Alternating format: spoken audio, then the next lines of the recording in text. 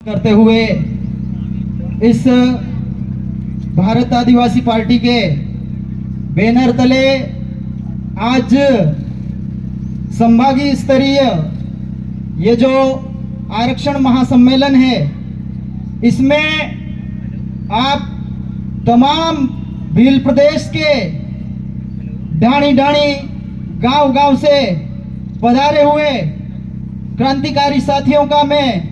हार्दिक जोहार, स्वागत, अभिनंदन करता हूं। साथियों, हम जानते हैं लगातार जब देश आजाद हुआ उसके बाद से जो राजतंत्र व्यवस्था थी वो धीरे धीरे हमारे लोकतांत्रिक व्यवस्था में परिवर्तित हुई,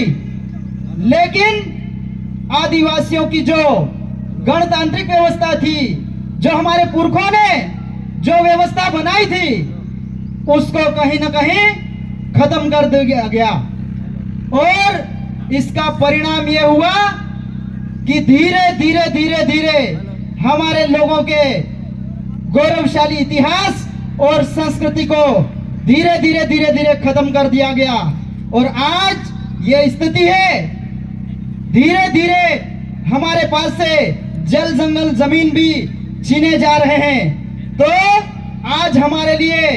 ये बहुत बड़ा जिम्मेवारी बनती है कि हम हमारे समाज को बचाने के लिए, हम हमारी रूढ़ी संस्कृति परंपराओं को बचाने के लिए हम एकजुट होकर के हमारे जो भील प्रदेश के जो गणवीर है, जो बुद्धिजीवी है, उनके द्वारा जो व्यवस्था हमारे पूर्वजों ने शुरू की थी उसको पुनर्जीवित किया जा रहा है। तो आज हम जैसे युवाओं की ये जिम्मेदारी बनती है कि हम आगे आकर के हमारे समाज की इस जिम्मेवारी को अपने कंधों पे उठाएं और एकजुट करते हुए पूरे समाज को, जो हमारे बिरसा मुंडा जी ने जो सपना देखा था, जो राणा पिंजा भील ने जो सपना देखा था, उन सपनों को साकार करने के लिए हम एकजुट होकर के मंच पे आए, ये हमारी जिम्मेदारी बनती है। साथियों, ये जो हम जानते हैं अनुसूचित क्षेत्र है, इस अनुसूचित क्षेत्र में जितने भी देश के अन्य हिस्से हैं जो ट्राइबल एरिया में आते हैं, उसमें आर्टिकल 244(1) की मूल भावना के अनुरूप संविधान में हमें आरक्षण की व्यवस्था की गई है, लेकिन वास्तव में ये धरातल पे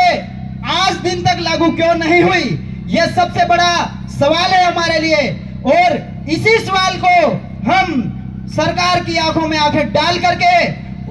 टेबल ठोक करके उनसे पूछने के लिए एकजुट हो रहे हैं। तो साथियों, हमको इसी प्रकार से लगातार हमारे गांव-गांव, ढाणी-ढाणी से निकल करके हमारे इन अधिकारों को जानते हुए, हमारे युवा पीढ़ी को एकजुट करते हुए उन्हें आगे बढ़ाने की जरूरत है। साथियों, बातें बहुत सारी है और भी वक्ता है, समय का अभाव है, तो मैं मेरे द्वारा एक गीत लिखा है मैंने खुद ने, वो मैं उसकी कुछ लाइनें गाने की कोशिश करूंगा।